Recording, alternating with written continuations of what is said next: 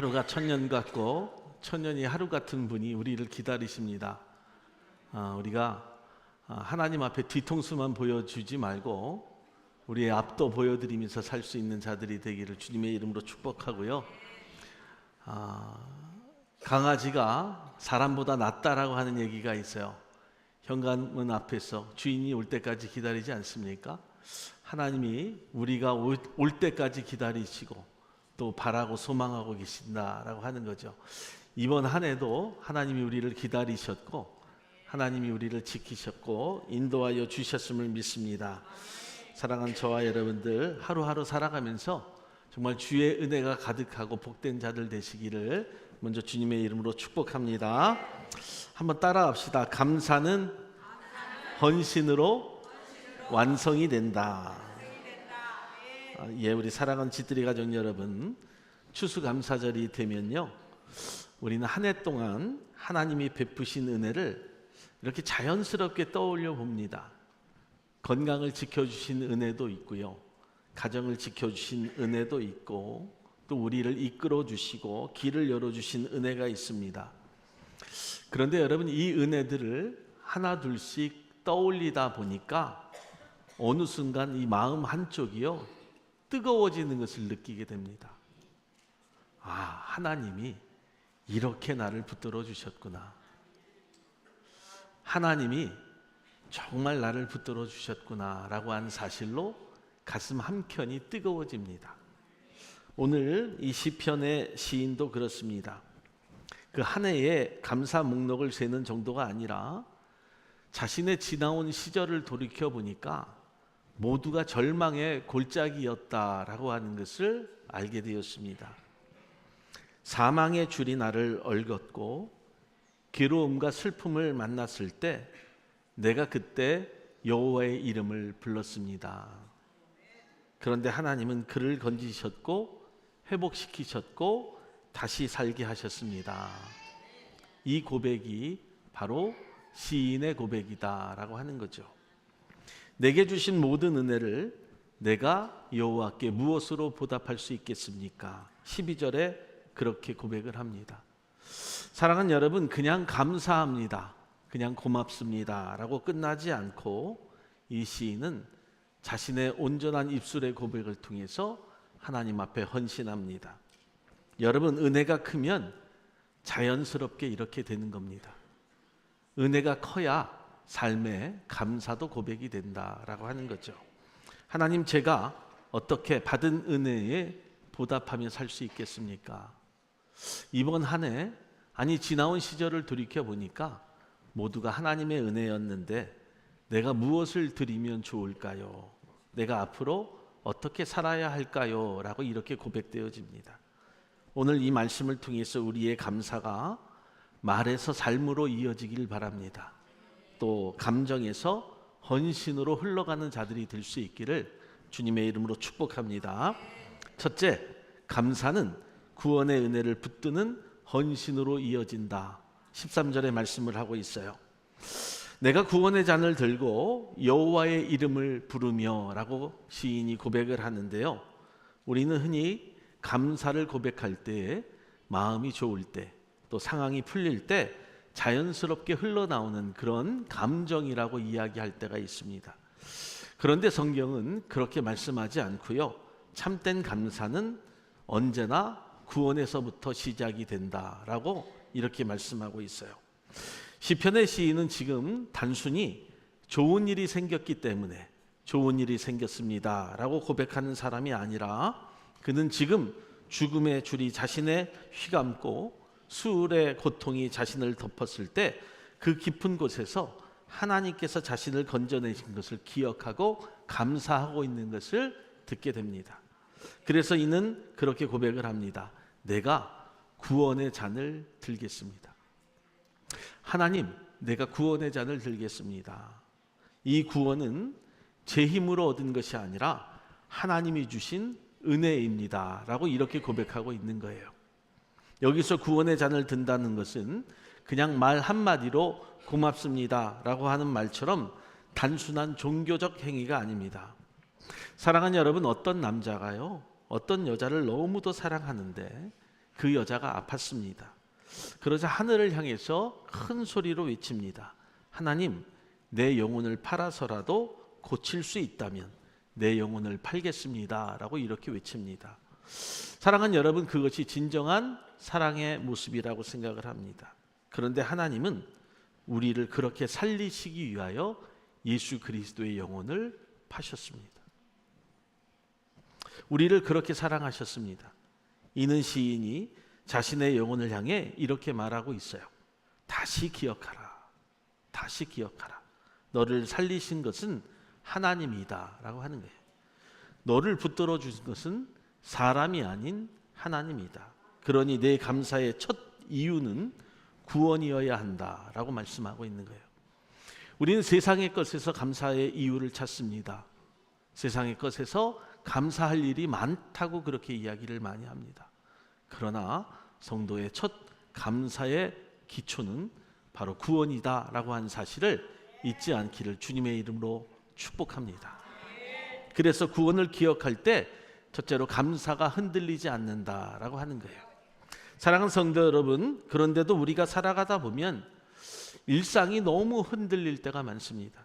건강이 무너질 때, 나의 계획이 어긋날 때, 사람에게 상처받았을 때, 기도에도 상황이 그대로일 때, 그럴 때 많은 사람은요, 감사의 입을 닫아버립니다. 더 이상 감사하지 않겠다고 하는 거죠. 하지만 성경이 말을 합니다. 구원을 붙들라. 구원을 붙들라. 자, 생각해 보세요. 구원은 어떤 상황 속에서도 흔들리지 아니하는 하나님의 확실한 은혜라고 하는 거예요. 골로새서 1장 13절에도 그가 우리를 흑암의 권세에서 건져냈다고 말씀하고 있고요. 시편 40편 2절의 말씀에도 수렁에서 끌어올리시고 반석 위에 세우셨다고 말씀을 하고 있어요. 사랑하는 여러분, 우리가 어떤 상황에 있든지 하나님께서 우리를 이미 죽음에서 건져내 주셨고 흑암에서 빼내셨다는 사실 잊지 않기를 예수의 이름으로 축복합니다.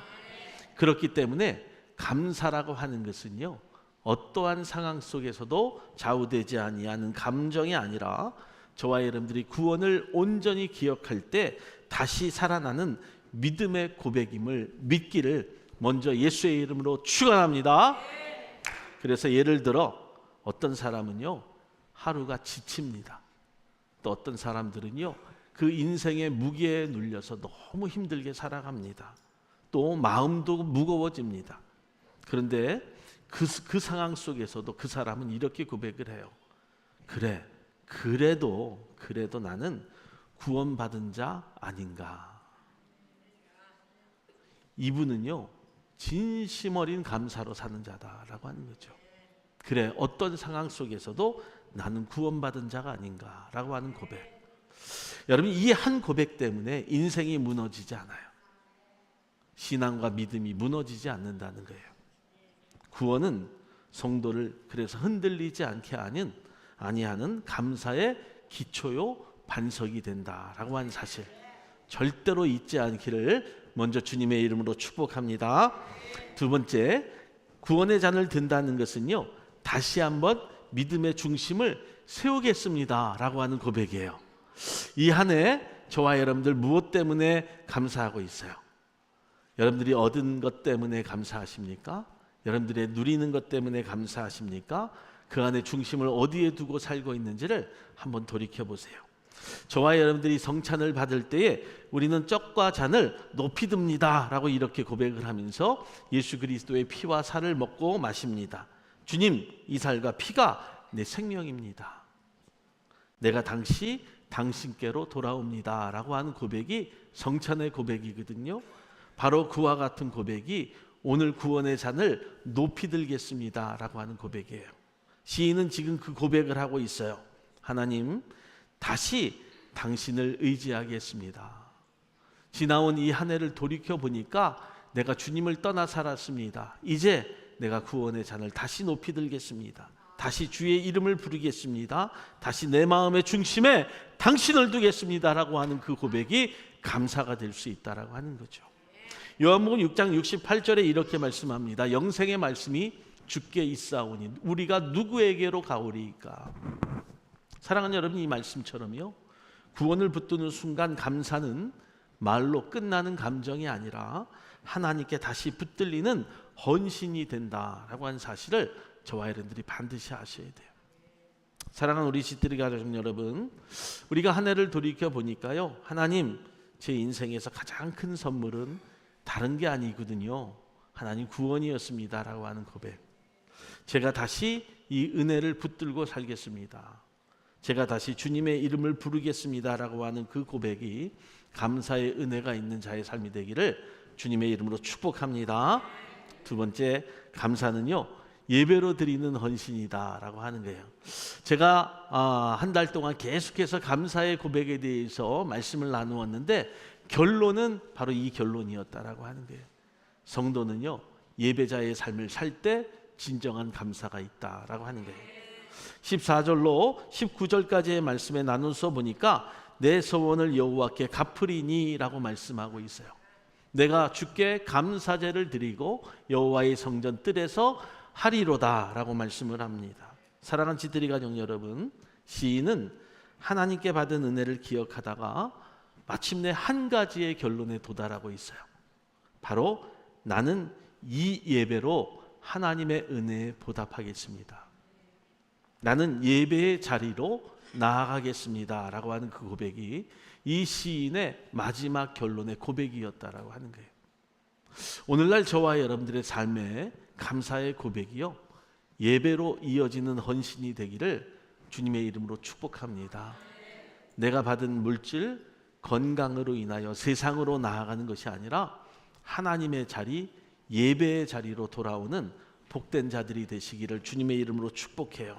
그래서 감사가 말에서 마음으로, 또 마음에서 행동으로 옮겨지는 순간이 바로 예배의 자리이다라고 하는 거예요. 그래서 그는 말합니다. 하나님, 내 소원을 갚겠습니다. 하나님, 내가 감사제를 드리겠습니다. 하나님, 여호와의 성전 뜰에서 내가 예배하겠습니다 라고 하는 그 고백. 사랑하는 여러분, 시인은요, 이 예배를 말할 때 선택이 아니라 은혜가 흘러가는 자연스러운 방향이었음을 말씀하고 있는 거예요. 지난주에도 말씀을 나누었잖아요. 삶의 감사의 고백은요, 자연스러운 것이 되어야 한다. 억지로나 일부러 찾아서 하는 것이 아니라 삶에서 자연스러운 고백이 감사이어야 한다라고 하는 거예요. 예배도요, 자연스럽게 이루어져야 됩니다. 누군가 억지로, 누군가의 강요에 의해서 드리는 예배가 아니라 하나님 앞에 삶의 모습으로 드릴 수 있는 자연스러운 예배, 이것이 성도에게 필요한 감사의 삶이라고 하는 거예요. 오늘 저와 여러분들이 주일을 맞이해서 또 추수감사절을 맞이해서 우리의 평생의 예배의 자리에서 자연스럽게 감사할 수 있는 귀한 성도들이 되기를 주님의 이름으로 간절히 축복합니다. 그래서 예배는요, 성도에게 있어서 최고의 감사다라고 하는 거예요. 예배는 단순히 우리가 드리는 매주 종교적인 행동과 행위가 아닙니다. 예배는 우리가 받은 은혜에 대해서 여러분들이 가장 먼저 해야 될 일이고요, 또 가장 크게 해야 될 일이고, 또 가장 깊게 해야 될 성도의 사명이고 응답이다라고 하는 거예요. 우리가 다른 것에는 먼저 해야 될 것들이 많다고 이야기합니다. 세상 것 먼저, 세상 것에 대해서 우리가 해야 될 일들이 있다고 그렇게 이야기하지만 성도에게 있어서 가장 먼저 크고 넓고 깊은 모든 것들이 예배의 힘을 잊지 않기를 주님의 이름으로 축복을 드려요. 그래서 시인이 말하는 거예요. 내 소원을 여호와께 갚으리라. 사랑하는 여러분, 여기에서 갚는다라고 하는 것은 하나님, 제 마음을 주님 앞에 돌려드릴 것입니다 라고 하는 고백이에요. 우리가 예배의 자리로 나온 것 자체가 이미 하나님 앞에 그 소원을 갚아나가는 자의 삶이다 라고 하는 거죠. 오늘 그 감사가 저와 여러분들 가운데 있음을 믿기를 예수님의 이름으로 축복합니다. 히브리서 기자도 13장 15절에 말씀을 해요. 우리가 찬송의 제사를 하나님께 드리자. 찬송으로부터 시작된 모든 제사가 말씀까지 이어지고 있잖아요. 드림까지 이어지고 있습니다. 찬송이 제사가 되고 성도의 입술이 제사가 된다라고 하는 사실을 잊지 않길 주님의 이름으로 축복을 드려요. 또 바울이 이렇게 고백을 해요. 로마서 12장 1절의 말씀을 보니까 너희 몸을 하나님이 기뻐하시는 거룩한 산 제물로 드리라. 여러분, 우리가 주일 아침 좀 피곤한 몸을 일으키고 예배의 자리에 나오는 그 헌신 자체가 하나님께 드리는 산 제물임을 잊지 않기를 꼭 부탁을 드리고요. 평생에 거룩하고 복된 예배 속에서 하나님을 만나는 기쁜 축복이 저와 여러분들 가운데 있기를 바랍니다. 예배 속에 찬양의 마음을 담을 때 하나님이 여러분들을 축복하세요. 말씀에 귀를 기울일 때 지혜도 주시고 명철도 주세요. 기도의 눈물을 흘릴 때 하나님께서 그 모든 순간들이 향기로운 산 제물이 될 수 있도록 우리를 축복해 주신다는 거죠. 그렇기 때문에 예배는요, 감사의 절정이다라고 하는 거예요. 이 절정의 삶의 고백이 우리 사랑하는 성도들의 고백이 되기를 주님의 이름으로 축복합니다. 두 번째 감사제는 삶을 드리는 제사이다라고 하는 거예요. 삶을 드리는 제사. 여러분들의 삶을 어떻게 드릴 수 있겠어요? 시인이 말을 합니다. 내가 주께 감사제를 드리리이다. 구약의 감사제는요, 단순히 하나님 감사합니다 라고 하는 말하는 자리가 아니었잖아요. 감사제는 삶의 일부분을 직접 떼어서 잘라서 쪼개고 불에 태워서 하나님 앞에 드려야만 했어요. 그런데 오늘날 저와 여러분들은 더 이상 제물이 되지 않아도 돼요. 그러나 여전히 하나님은 오늘날 우리에게도 이 감사제를 요구하고 있다는 거예요. 왜일까요? 그 감사제가 무엇 때문일까? 사랑하는 여러분, 하나님 앞에 시간을 구별해 드리는 그 마음, 그 하나님이 받기를 원하신다는 거예요. 여러분들이 드리는 정성껏 준비하여 드리는 헌금도 받기를 원하십니다. 사랑하는 여러분, 여러분들의 찬양과 기도를 올려 드리는 것도 하나님이 받기를 원하시고요. 교회와 이웃을 향하여 섬기를 드리는 것도 실제적으로 하나님이 받으신다는 거예요. 그것이 바로 우리의 감사제가 됨을 성경이 증거하고 있는 거예요. 19절의 말씀을 보면 또 이렇게 말하잖아요. 시인이 말을 해요. 여호와의 성전 뜰에서 하리로다. 어디에서 한다고요? 여호와의 성전 뜰에서 하리로다.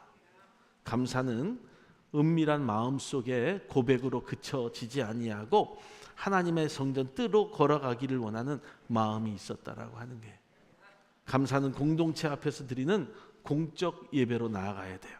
그래서 여러분들이요, 예배의 자리를 잘 지키셔야 돼요. 시간이 있을 때마다, 아니 시간이 없을지라도 내가 일부러라도 하나님의 자리를 지킬 수 있도록 수고하고 노력하셔야 돼요. 예배의 자리에서 내 삶을 다시 하나님 앞에 올려드릴 수 있도록 하셔야 된다는 거예요. 아까 개의 고백을 들으셨잖아요. 하루 종일 핸드폰만 보는 우리의 뒤통수를 하나님이 보기를 원하지 아니하신다는 거죠. 지금 여러분들은 하나님의 얼굴을 면전 대 면전으로, 얼굴 대 얼굴로 여러분 맞대고 있음을 저와 여러분들이 아시기를 주님의 이름으로 축복합니다. 주님, 모든 것이 주님의 은혜입니다 라고 하는 그 고백, 그 고백을 할 때 그 감사가 비로소 완성이 된다라고 하는 거죠. 그 축복이 오늘 저와 여러분들의 축복이요 감사가 되시기를 예수님의 이름으로 축복합니다. 세 번째, 감사는요, 일상에서 순종으로 살아내는 헌신이 되어야 돼요. 15절로 16절의 말씀을 보면 이렇게 말씀합니다. 여호와께서 그의 성도들의 죽는 것을 귀히 보시는도다. 또 16절의 말씀을 보니까 주는 나의 결박을 풀으셨나이다. 나는 주의 종입니다.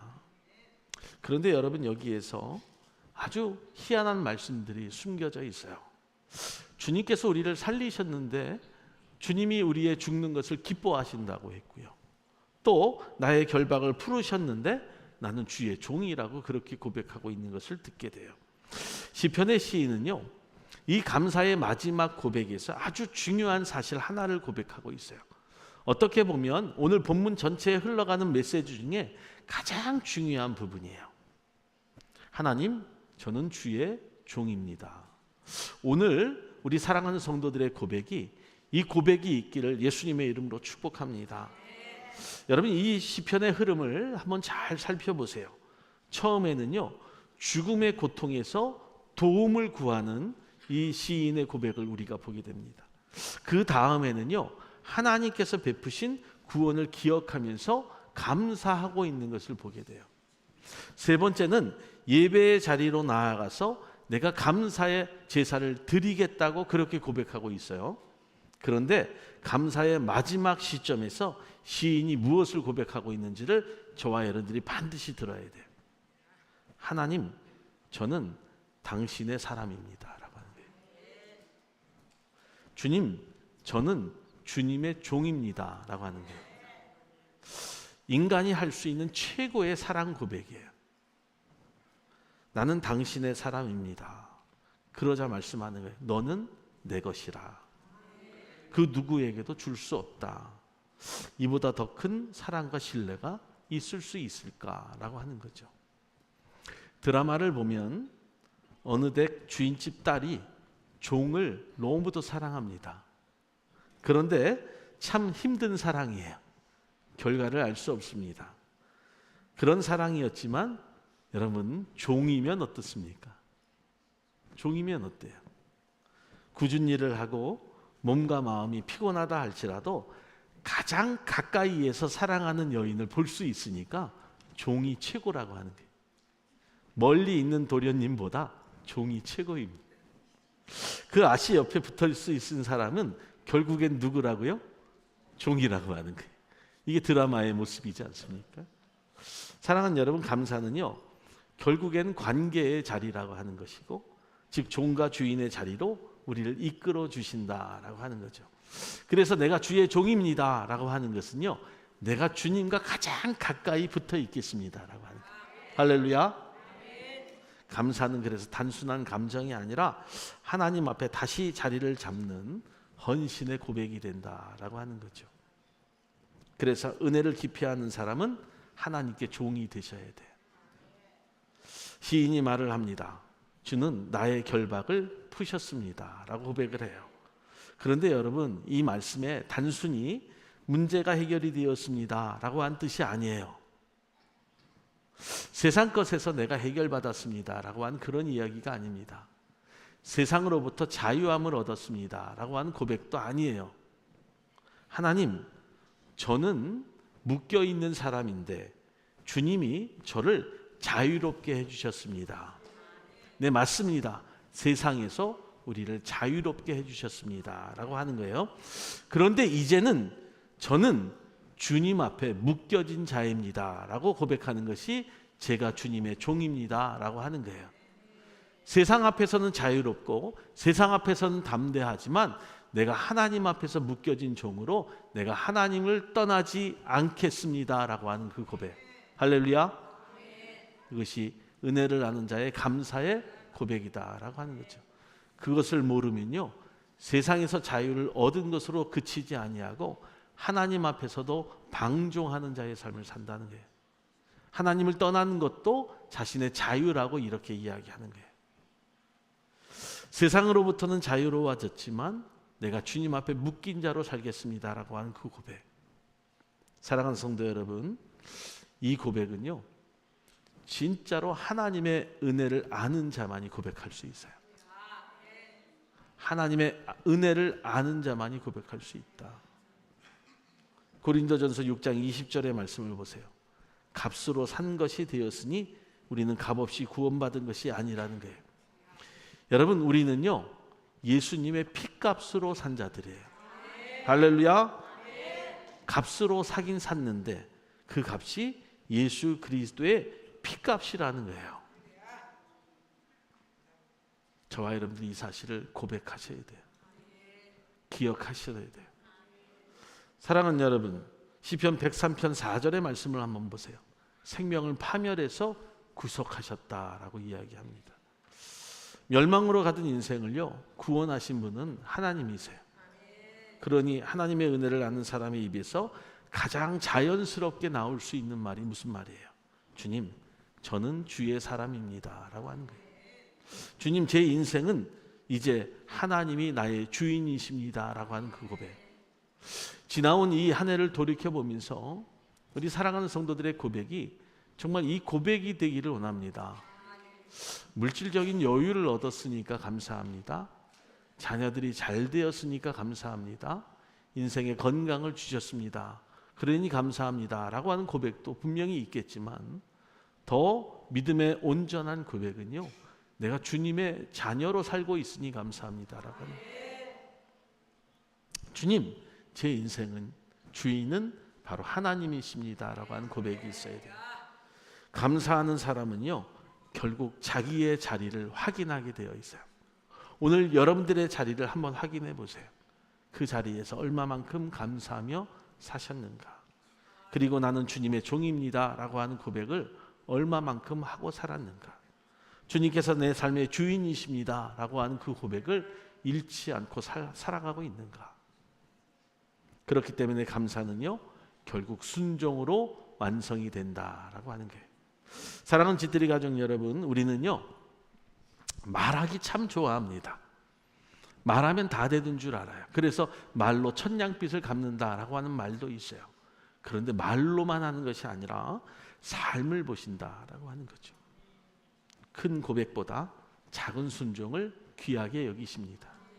시인이 이렇게 말하는 셈이에요. 하나님, 당신이 내 삶을 살리셨으니 이제 저는 당신의 뜻대로 살겠습니다 라고 하는 그 고백.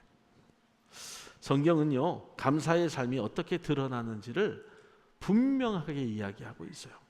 요한복음 14장 21절의 말씀을 보면 나를 사랑하는 자는 내 계명을 지키는 자라고 말씀하고 있다는 거예요.